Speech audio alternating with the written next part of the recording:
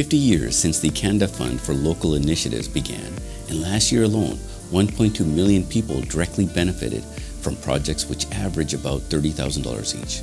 In the same year, the fund's advocacy work for peace, democracy, and the empowerment of women and minorities has touched the lives of 50 million people.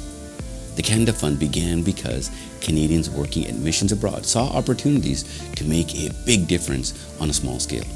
Now, this small but mighty fund has been there in times of crisis or to fill a local need not met by anyone else.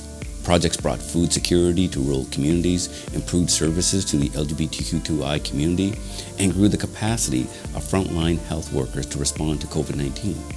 This diverse range of projects shows how specific they are to local communities. During the COVID-19 pandemic and other humanitarian crises, the fund was there, responding to the needs, saving lives, and bringing relief. $14 million in COVID crisis funding was disbursed through the Canada Fund.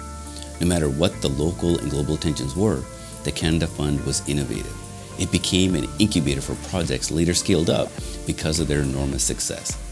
With the focus on empowering women and girls since Canada adopted its feminist international assistance policy, the fund has been able to draw on relationships with local organizations to reach women and girls no matter what barriers they faced.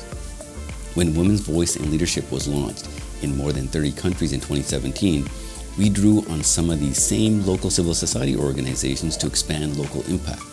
And over time, the fund has allowed Canadian missions to expand their reach and influence around the world. Any way you look at it, the Canada Fund for Local Initiatives has had a profound impact on people, families, and communities across generations and cultures. I would like to thank all of this local civil society organizations and volunteers who work tirelessly to support those who need it most. You have helped people to live with dignity, in peace, and with respect for human rights.